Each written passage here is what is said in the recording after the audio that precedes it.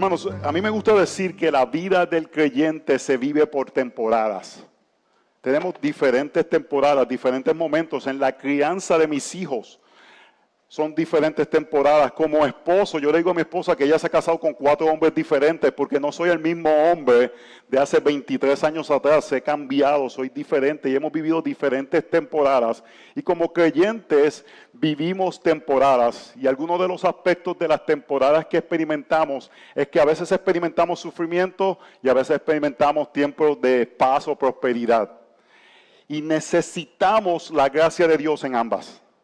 Necesitamos la gracia de Dios en ambas. Necesitamos la gracia de Dios cuando estamos en tiempos de prosperidad, cuando estamos en tiempos que pareciera que nada malo está sucediendo alrededor nuestro, cuando nuestros hijos están obedeciendo al Señor, cuando nuestros hijos están afirmando. Para mí, ¿qué sería el mayor sufrimiento que yo pudiera tener ahora mismo? Que mis hijos se rebelen contra Dios. Y en este momento estamos experimentando lo contrario a eso. Y es un tiempo de mucha gozo en nuestra casa, pero necesitamos la gracia del Señor para que en ese momento podamos ser humildes, disfrutar la gracia del Señor, disfrutar su bendición de esa forma. Pero si en el futuro o en el pasado, cuando hemos experimentado sufrimiento, necesitamos la gracia del Señor. Hermanos, el Evangelio tiene que ser presente tanto para el tiempo de sufrimiento como para el tiempo de prosperidad. Vemos eso en el libro de Santiago, que dice que debemos de orar y hacer cánticos tanto en el sufrimiento como en el momento de prosperidad. Y necesitamos del Evangelio y necesitamos algo que es importante, prepararnos para el sufrimiento. Si yo puedo dar un consejo práctico a pastores. ¿Quiénes son pastores aquí? Principales que predican domingo tras domingo. Si te puedo dar un consejo práctico, pero creo que es bíblico, prepara a tu iglesia para el sufrimiento. Prepara a tu iglesia para sufrir por medio de la predicación de la palabra del Señor. Si tienes la oportunidad, escoge un libro de la Biblia que hable sobre el sufrimiento. Primera de Pedro, Segunda de Pedro, libro de los Hebreos, cartas que hablan claramente acerca del sufrimiento. Apocalipsis no es acerca de cuándo va a ser la segunda venida, es acerca de una iglesia que estaba pasando dificultades y cómo la realidad de que el Señor reina puede sostener a un creyente. Necesitamos que nuestros corazones estén preparados para el sufrimiento. Aquellos que me conocen, yo he tenido la oportunidad de correr maratones.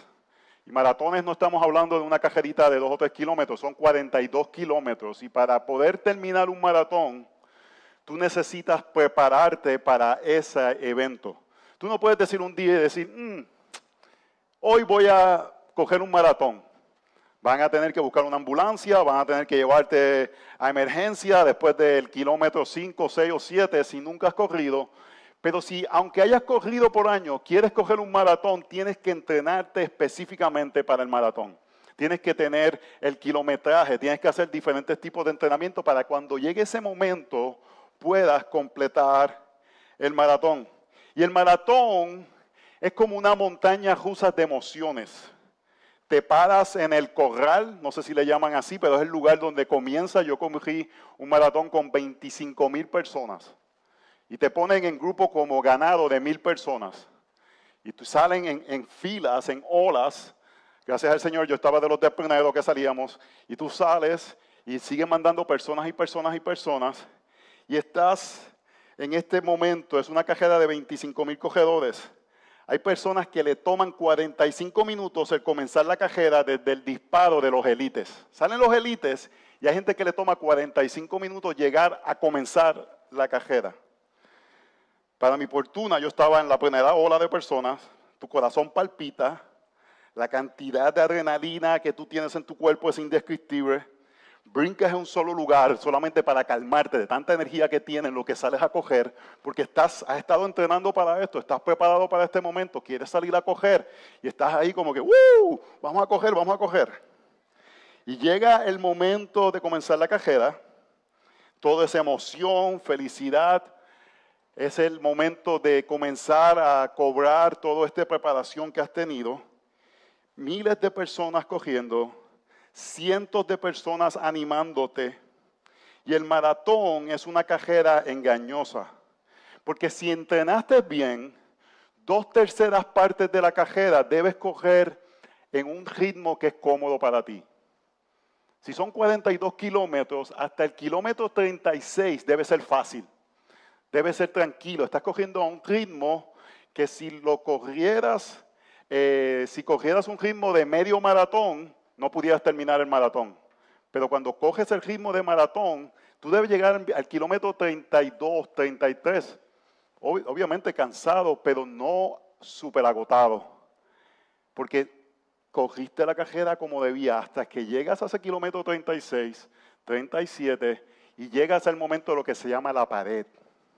Y la pared es el momento que tu cuerpo ya no tiene la capacidad de procesar más carbohidratos y no te queda ninguna energía y necesitas en cierta forma obligarte a continuar. En ese momento cada célula de tu cuerpo te grita detente.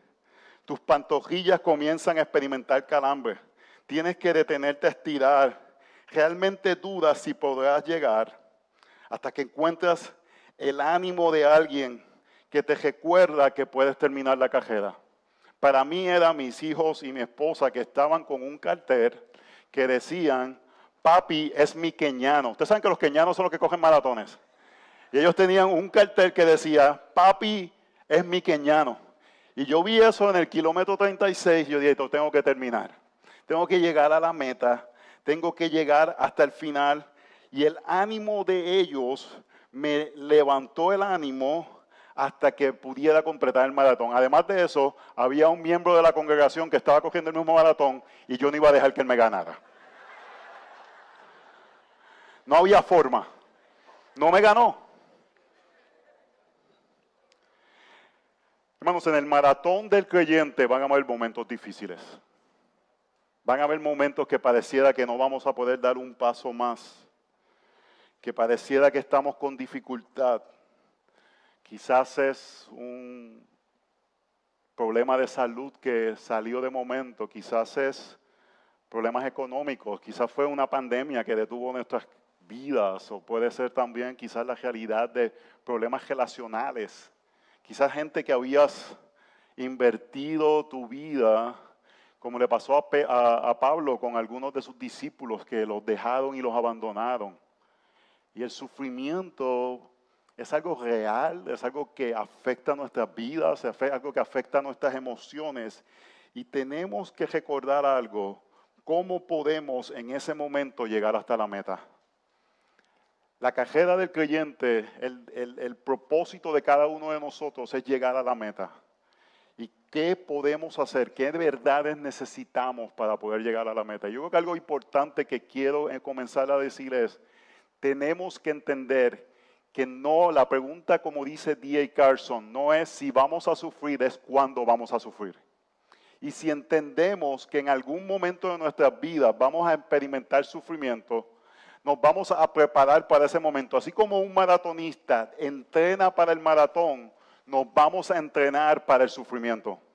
Y vamos a tener las herramientas necesarias de la palabra del Señor y el Espíritu Santo va a ayudarnos a agarrarnos de las verdades bíblicas para poder llegar a la meta. Pero algo que necesitamos, hermanos, es de la comunidad de creyentes que nos recuerden la realidad que vamos y podemos llegar hasta la meta. Así que yo voy a leer Romanos capítulo 8, versos 18 hasta el 21 y luego voy a pasar al verso 26 en adelante. Esta es la palabra de nuestro Dios. Pues considero que los sufrimientos de este tiempo presente no son dignos de ser comparados con la gloria. Romanos 8, 18. Pues considero que los sufrimientos de este tiempo presente no son dignos de ser comparados con la gloria que nos da de ser revelada, porque el anhelo profundo de la creación es aguardar ansiosamente la revelación de los hijos de Dios. Porque la creación que fue sometida a vanidad, no de su propia voluntad, sino por causa de aquel que la sometió en la esperanza de que la creación misma será también liberada de la esclavitud, de la corrupción, a la libertad de la gloria de los hijos de Dios. Voy a ir al verso 26. De la misma manera también el Espíritu nos ayuda en nuestra debilidad. No sabemos orar como deberíamos, pero el Espíritu mismo se intercede por nosotros con gemidos indecibles. Y aquel que escudriña los corazones sabe cuál es el sentir del Espíritu, porque Él intercede por los santos conforme a la voluntad de Dios. Y sabemos que para los que aman a Dios, todas las cosas cooperan para bien. Esto es para los que son llamados conforme a su propósito, porque a los que de antemano conoció, también los predestinó a ser hechos conforme a la imagen de su Hijo, para que Él sea el primogénito entre muchos hermanos. A los que predestinó, a estos también llamó, a los que llamó, a estos también justificó, a los que justificó, a estos también glorificó. Entonces, ¿qué diremos a esto? Si Dios está por nosotros, ¿quién estará contra nosotros? El que no negó a su propio Hijo, sino que lo entregó por todos nosotros. ¿Cómo no nos dará también junto con Él todas las cosas? ¿Quién acusará a los escogidos de Dios? Dios es el que justifica. ¿Quién es el que condena? Cristo Jesús es el que murió. Si aún, más aún, el que resucitó. El que además está a la diestra de Dios, el que también intercede por nosotros. ¿Quién nos separará del amor de Cristo?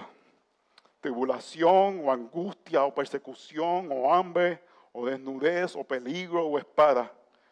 Tal como está escrito, por causa tuya somos puestos a muerte todo el día. Somos considerados como ovejas para el matadero. Pero en todas estas cosas somos más que vencedores por medio de aquel que nos amó.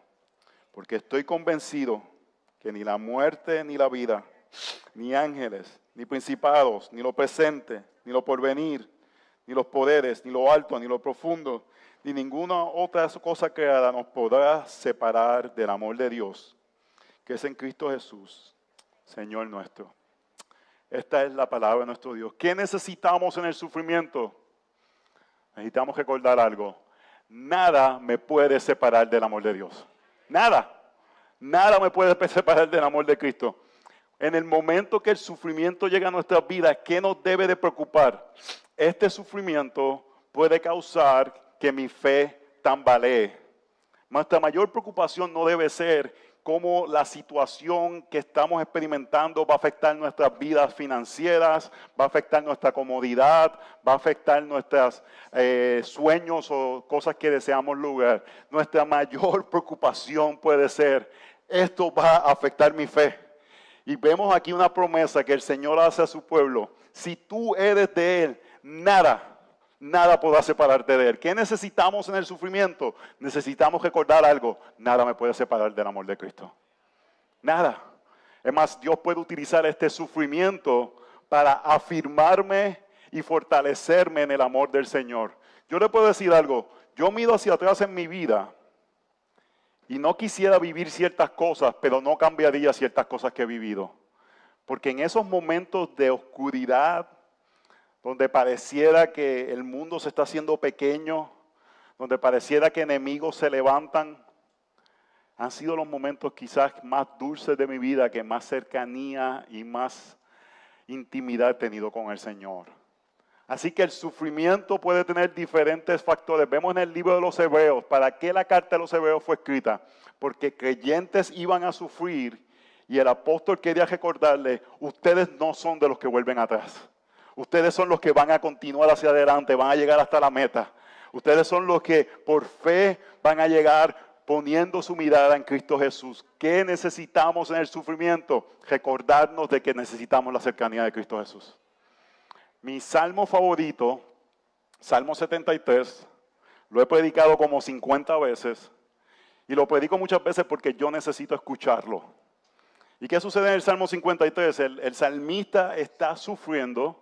¿Y por qué está sufriendo? Porque el impío prospera y él está sufriendo y él ve que eso es injusto, hermanos. Y a veces criticamos el evangelio de la prosperidad, pero somos bastante del evangelio de la prosperidad. Porque cuando estamos sufriendo comenzamos a decir cosas como que esto no debería sucederme. Abrazamos ideas que son contrarias a la realidad del evangelio, pero en medio del sufrimiento, ¿qué cambió en la vida del salmista? Verso 17. Fui al templo, fui al Salmo 73, 17. Voy a buscarlo, se me olvidó. Entrando al santuario del Señor, entendí el fin de ellos. ¿Qué sucedió? ¿Qué cambió en la vida del salmista? No cambió la situación. El Salmo no nos dice la situación cambió y la vida se le hizo fácil. No, cambió su perspectiva y la cercanía de Dios cambió la circunstancia y cambió la cosmovisión del salmista. Hasta que entró al santuario del Señor. Yo creo que hay una correlación con esta realidad de Romanos 8, donde nos dice que consideramos que los sufrimientos de este tiempo presente no son dignos, gracias, de ser comparados con la gloria que nos ha de ser revelada. ¿Qué es el punto que está trayendo Pablo ahí? Vamos a sufrir en este mundo, pero soportamos el sufrimiento sabiendo que viene algo mejor. Soportamos el sufrimiento sabiendo que viene algo mejor. ¿Qué nos dice el libro de Romanos? Vamos a repasar Romanos. Vamos a pasar un resumen de Romanos para entender lo que llegamos hasta aquí. ¿Están conmigo? Yo me comí un patacón que me tiene medio dormido, oye. Así que, Romanos 1 habla de, no me avergüenzo del Evangelio, pues es poder de Dios para salvación. ¿Qué usted pensaría que Pablo fuese a hablar después de haber dicho eso? Uno pensaría que él comenzaría a hablar del poder del Evangelio. Si él dice que no me avergüenzo del Evangelio porque es poder de Dios para salvación, uno pensaría que después de eso él comenzaría a decir, bueno, mira todos los beneficios del Evangelio, mira todo el poder que el Evangelio da. ¿Y qué hace Pablo por 2 capítulos? Nos habla de una realidad. Todos hemos pecado. Porque nos está diciendo algo. El poder del Evangelio es la realidad de que todos hemos fallado contra Dios, sea en Romanos capítulo 1, que hemos aceptado lo que es mentira, hemos comenzado a no ser agradecidos por Dios y terminamos entregándonos a nuestras pasiones. Y a los cristianos nos gusta Romanos 1. Mira esa gente cómo se ha entregado a sus pasiones. Pero se nos olvida Romanos 2, que habla de una religiosidad que puede ser nuestra tentación. Tú que enseñas las cosas y no las haces. Y lo que nos está diciendo Romanos 2, Romanos 3, es el poder del Evangelio es poder porque salva a pecadores que no pueden ser librados del infierno. Y por la gracia del Señor, hermanos, esto es importante porque cuando llegamos a la realidad de sufrimiento, ¿qué vemos? Nuestro mayor problema ya ha sido resuelto. Es enfrentar la ira de Dios. Eso no quiere decir que minimizamos el sufrimiento, pero pone nuestro sufrimiento en perspectiva. Los sufrimientos actuales no se comparan con la gloria que está por venir. ¿Por qué? Porque mi sufrimiento actual en la perspectiva de la realidad de un sufrimiento eterno de la ira de Dios no se compara. Para poder abrazar Romanos 8 tenemos que entender Romanos 1, 2 y 3. ¿Y qué nos dice entonces el apóstol Pablo? Por la fe somos salvos. Así como Abraham fue salvo por la fe, nosotros somos salvos por la fe, somos justificados. Y luego nos dice en el capítulo 6 que la justificación nos debe impulsar a la santidad. No debe ser una excusa para pecar.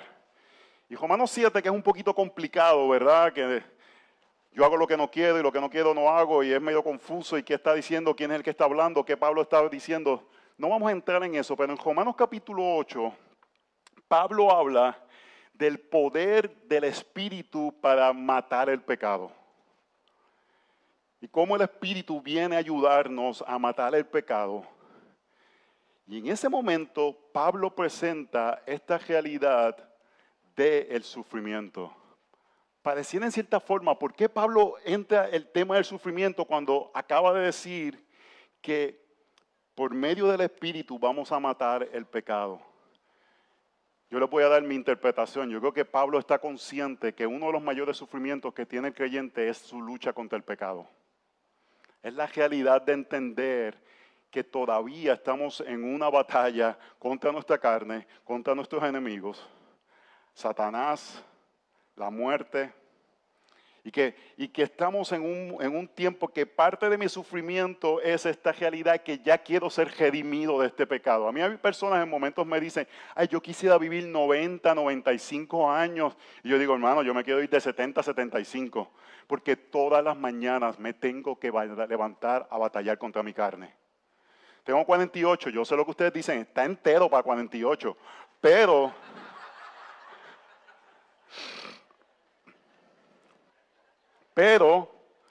hermanos, yo digo todas las mañanas, otra vez. Y son los mismos, hermanos. Las cosas que he cojeado por 20 años, 25 años de creyente, son las que estoy cojeando todavía. 25 años después, Dios ha dado gracia, hay crecimiento, pero si no me levanto en la mañana y clamo al Señor por ayuda y digo, Señor, redime este cuerpo pecaminoso. Así que parte del sufrimiento de mi vida es que ya yo quiero estar con el Señor, que ya yo deseo ser redimido. A veces vemos más el sufrimiento solamente en la esfera de cosas que nos pasan que no son positivas y no vemos todavía este sentido de que el mundo completo está gimiendo ser redimido, que desea ser restaurado por los efectos del pecado que nosotros hemos contribuido. Nosotros hemos sido aquellos que hemos puesto aspectos que afirman la caída. Y eso nos debe de traer perspectiva en medio de nuestro sufrimiento. Nuevamente, no quiero minimizar nuestro sufrimiento.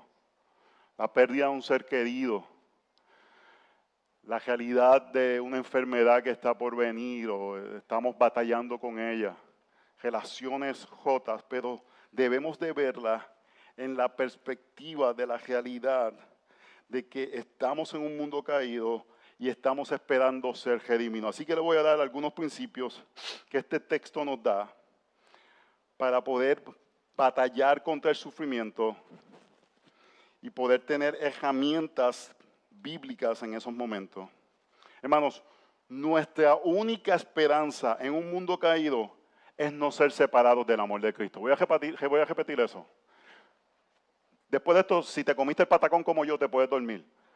Pero esto es lo que te quiero comunicar. Mi única esperanza, tu única esperanza, en un mundo caído, donde tenemos nuestra carne batallando contra nosotros, donde tenemos la realidad del pecado, donde tenemos personas que pecan contra nosotros, la realidad de que vivimos un mundo que necesita redención. Mi única esperanza es que por la gracia del Señor yo no sea separado del amor de Cristo.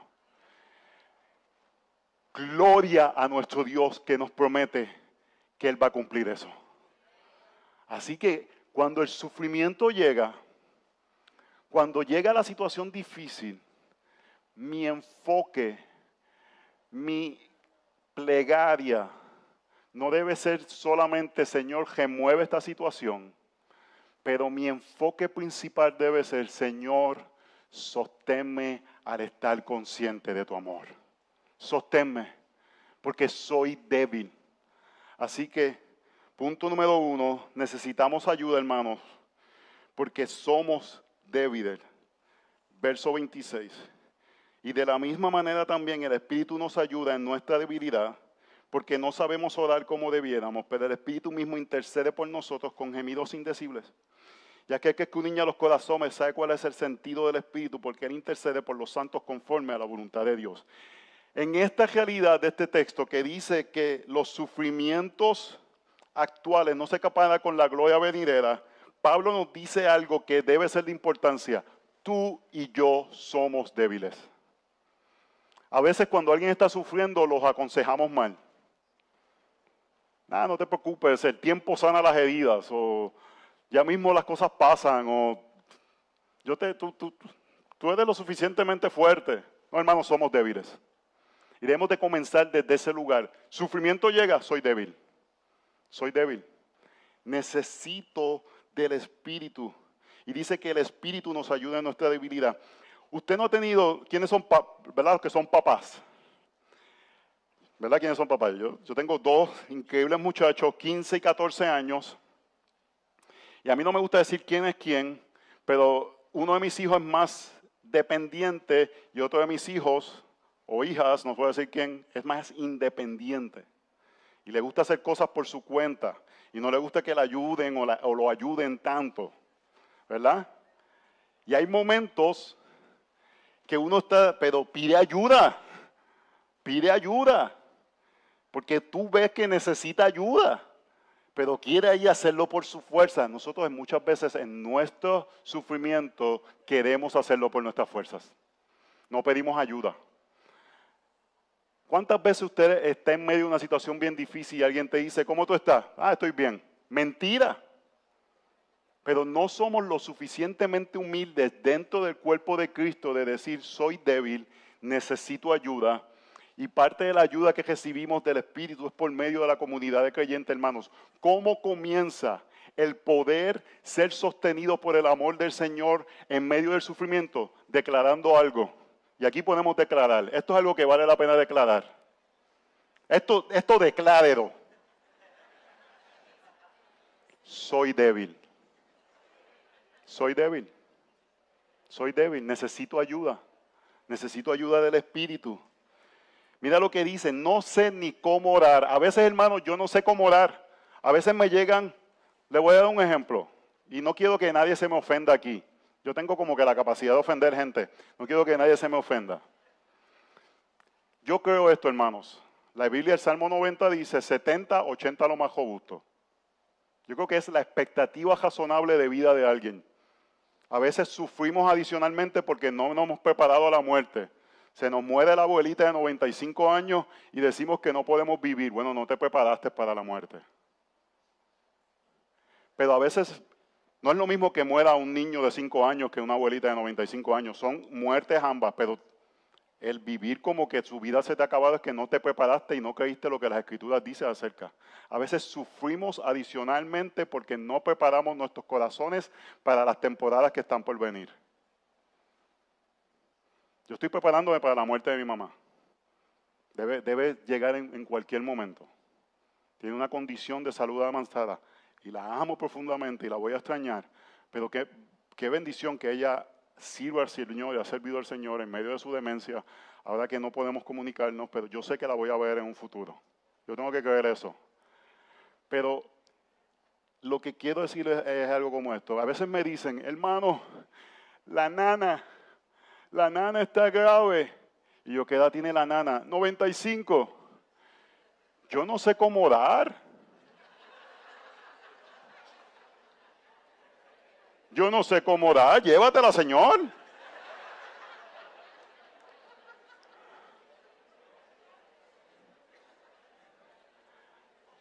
Y dije 95. Yo creo que eso empieza en los 70. Yo creo que en los 70 uno empieza a decir, Señor, si es tu voluntad, llévatelo ya, porque la Biblia dice 70, 80 lo más robusto. Yo le creo a la Biblia, yo no le creo a esto que ahora dicen que los 70 son los nuevos 60, los 60 son los nuevos 50. Mi papá murió de 75 años y yo estaba hablando con él y él me dijo, 75, murió joven. Yo dije, no, eso no es joven. 70, 80 lo más robusto. Yo tengo unos ancianos en la iglesia que cuando yo enseño esto se ponen así como trincos.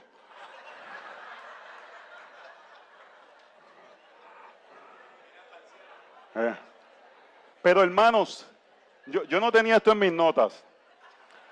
Le voy a decir, no, esto lo tenía, esto que voy a decir ahora. No, el mundo actual, por medio de la tecnología, ha minimizado tanto sufrimiento que gente experimentaba por décadas, que ya no anhelamos el cielo. Nuestras vidas son tan cómodas que no hay un anhelo por ver a Jesús.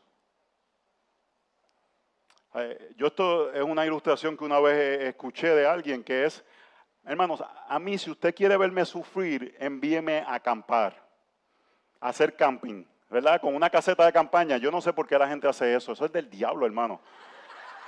Si yo quiero descansar, yo voy a ir a un sitio que no voy a trabajar. No, que tengo que hacer la caseta, dormir. Yo no he escuchado a alguien que me diga, voy a acampar y llegue y decir, dormí como un bebé. Todo el mundo, no, que si la espalda, que si no, ni qué, ¿para qué voy a ir yo? Pero hay gente que va. Pero cuando usted va a acampar ahora, usted puede comprar un camión y básicamente ir a acampar con todas las necesidades de su hogar. ¿Verdad? Usted va y tiene todo, tiene hasta satélite para ver televisión, no tiene ninguna incomodidad. Así yo puedo estar meses en la Sierra Nevada, yendo para allá, para el San Cristóbal es que se llama, ¿verdad? Ay, pero usted ve, yo sé de Colombia. Si usted va con una casetita de campaña, un matrecito, a los 2 días usted quiere estar en su casa. Hermanos, esta no es nuestra casa. Nosotros estamos acampando. Lo que pasa es que nos han dado últimamente bastante comodidad y no anhelamos estar con el Señor. Si usted tiene 70 años y no quiere ver al Señor, conviértase a Cristo. Porque usted debería anhelar ver al Señor. Y a veces hacemos nuestros sufrimientos más profundos porque no entendemos los lugares que estamos en nuestra vida y no entendemos nuestra debilidad. ¿Cómo comienza el batallar contra el sufrimiento? Vamos, aquí José lo dijo que podemos declarar. Es declarando que somos débiles. Y necesitamos de la ayuda del Espíritu Santo. Así que, hermanos, nuestra única esperanza en un mundo caído es no ser separados del amor de Cristo. Y número 2, necesitamos la providencia que afirma el propósito de Dios, hermanos. Tenemos que entender algo, lo bienaventurado que somos, hermanos. Nosotros vivimos en un mundo que pienso que uno de los problemas principales que tenemos es que somos bien malagradecidos. Romanos capítulo 1 dice que una de las cosas que sucede, que crea el endurecimiento, es que no le agradecieron a Dios. Romanos 1 dice eso, y no le agradecieron a Dios y suprimieron la verdad. Y nosotros tenemos que cambiar nuestra mentalidad y vivir pensando, somos bendecidos. Somos súper bendecidos. ¿Cómo yo sé que soy bendecido? No es muy complicado, hermanos. Ahora mismo, en este instante, yo merezco estar en el infierno recibiendo la ira de Dios. Eso es lo que yo merezco. Eso es lo que José Luis Mercado, por los que no sabían, me llamo José Luis, merece estar ahora mismo eternamente recibiendo la ira de Dios justa. Pero por su misericordia, de alguna forma que todavía no entiendo, he despertado y estoy en su redil y soy una de sus ovejas y Él me ama.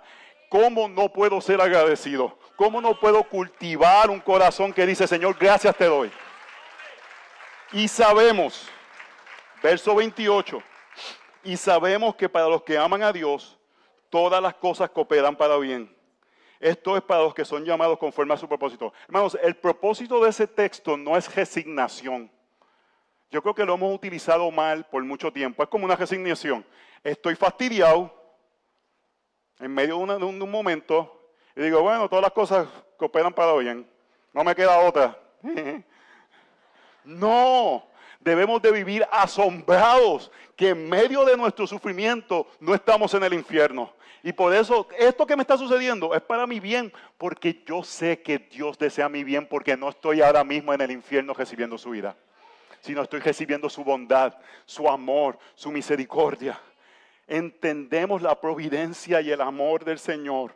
Porque, hermanos, los que son llamados conforme a su propósito, no es nuestro propósito el que nos trajo al redil, es que Él en su misericordia se agradó de ti por alguna razón que no vamos a entender hasta que estemos delante de su presencia.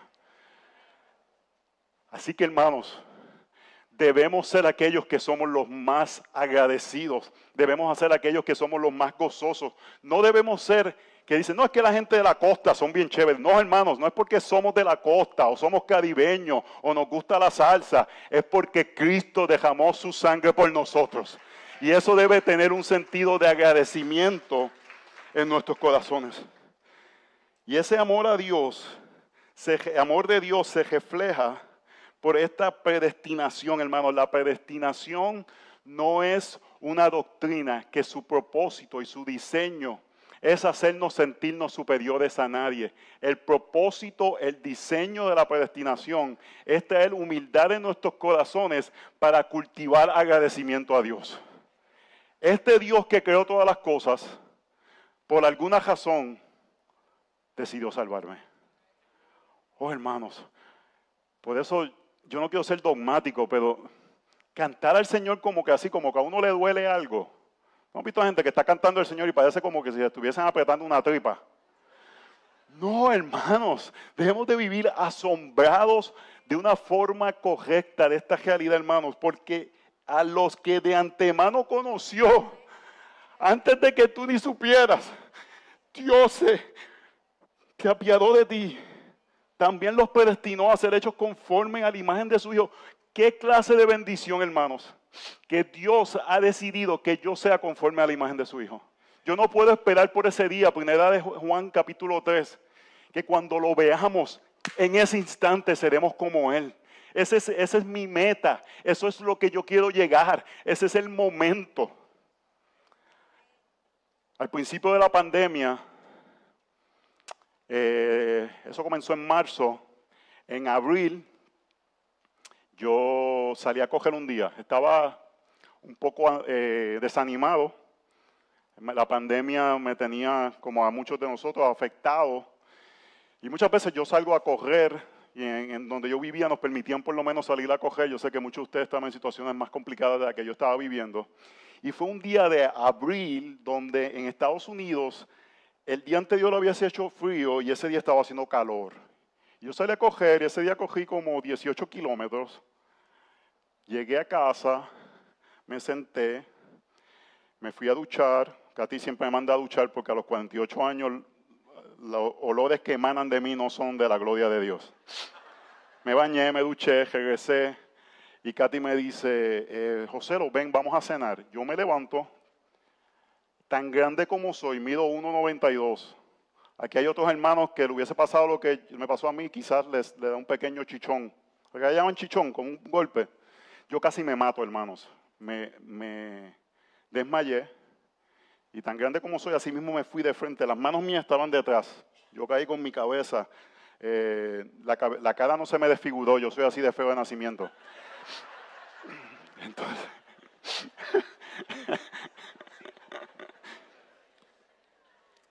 yo no recuerdo 4 horas de mi vida. Me desperté en una sala de emergencia con un doctor diciéndome, creemos que tienes un sangrado en tu cerebro.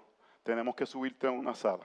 Y me subieron a un lugar, me estaban observando para ver si tenían que hacerme una cirugía de emergencia. Hermano, yo no digo esto por nada, yo estaba listo para ver al Señor. La iglesia iba a cuidar de mi esposa, mis hijos van a estar bien, el Señor es sabio, yo estaba listo, hermanos. Yo estaba listo. Katy me dice, no digas eso porque yo no estaba listo. Y yo le digo, no.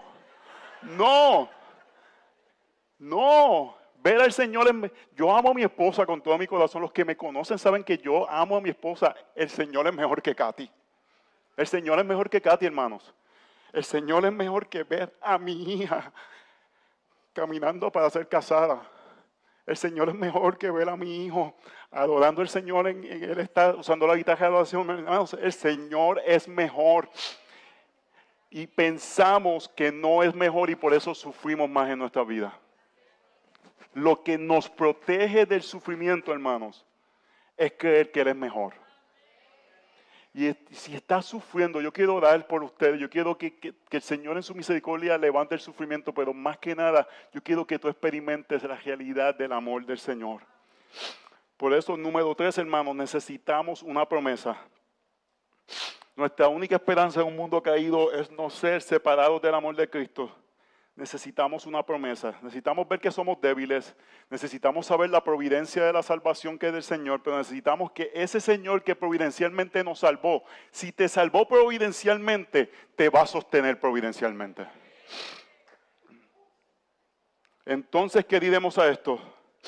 Si Dios está por nosotros, ¿quién estará contra nosotros? El que no eximió ni a su propio Hijo, sino que lo entregó por todos nosotros. ¿Cómo no nos concederá también con Él todas las cosas? Hermanos, Él entregó a su Hijo. ¿Cómo no nos dará el reino? Todas las cosas es el reino. Todas las cosas no es un carro. Todas las cosas no es un iPhone 14. Todas las cosas no es una vida. Todas las cosas es Él. Es el reino. Nos va a dar la cercanía con Él. Si Él dio a su Hijo, ¿cómo nos va a retener la bendición del reino? De estar con Él, de experimentar una eternidad con Él. Y por eso, hermanos, podemos con mucha fe, certeza, confianza, leer estos versos que son tan gloriosos, tan dulces para aquellos que aman al Señor. ¿Quién nos separará del amor de Cristo? ¿Tribulación o angustia? persecución, hambre o desnudez o peligro de espada, tal como está escrito, por causa tuya somos puestos a muerte todo el día. Somos considerados como ovejas para el matadero. Pero en todas estas cosas somos más que vencedores por medio de aquel que nos amó. Porque estoy convencido, y hermanos, esta es la realidad. Necesitamos estar convencidos. En medio del sufrimiento, tú y yo tenemos que estar convencidos de algo. Que ni la muerte, ni la vida, ni los ángeles, ni principados, ni lo presente, ni lo porvenir, ni los poderes, ni lo alto, ni lo profundo, ni ninguna otra cosa que haga, nos podrá separar del amor de Cristo. El amor de Dios que es en Cristo Jesús, Señor nuestro. Así que hermanos, ¿cómo caminamos el sufrimiento? Comenzamos afirmando y creyendo que somos débiles. Después vemos la realidad de que Él providencialmente los salva. Y después entendemos que si estamos en Él porque Él nos salvó, nada me puede separar de Él. Yo no te puedo asegurar que tu problema se va a terminar. Yo no te puedo decir que las cosas van a salir mejor. Yo creo que eso es un problema que a veces hacemos cuando alguien está pasando algo mal. No te preocupes, esto va a pasar. No sabemos. No sabemos si se va a poner peor. Pero yo te puedo asegurar algo. Si tú declaras que eres débil, entiendes que Dios te salvó providencialmente, puedes confiar algo. El amor de Cristo nunca te va a abandonar. Y en medio de dificultades es suficiente. No quiero ser simplista, pero es la realidad de lo que necesitamos. Que nuestros corazones estén afirmados en esta verdad. Que cuando a ti quizás te llegue el momento difícil, nadie te lo tenga que decir, sino que salga de tu corazón diciendo, yo puedo estar confiado, yo puedo estar tranquilo, yo puedo estar en paz, porque nada me podrá separar del amor de Cristo. Oremos. Señor, te damos gracias porque tú has sido bueno. Nos salvaste.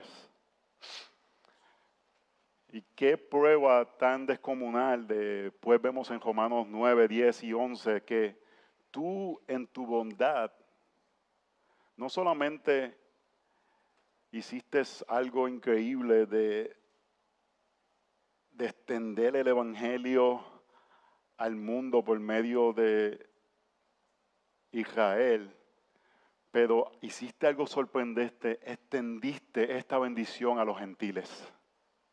¿Cuánto más debemos de estar nosotros sorprendidos de que tú extendiste tu amor a nosotros, que estábamos lejos, separados, estábamos al otro lado de la pared de división y tú por medio del evangelio ahora nos haces parte del cuerpo de Cristo? Ayúdanos, Señor, a entender nuestras tentaciones para el sufrimiento. Ayúdanos a confesar nuestra autocompasión, ayúdanos a confesar nuestra independencia, nuestro sentido de querer resolver los problemas por nuestra propia sabiduría, nuestro sentido de no confiar en tus provisiones, pero más que nada, Señor, en el sentido de hacer las situaciones mayores que la realidad, que lo más importante es estar en ti. Yo oro por hermanos que estén sufriendo en este momento, que tú extiendas tu gracia, tu misericordia, que en tu bondad te remueva situaciones difíciles. Pero Señor, mi oración principal por ellos es como Pablo ora por la iglesia de Éfeso, que ellos puedan experimentar y conocer la anchura, la altura, la profundidad del amor de Cristo.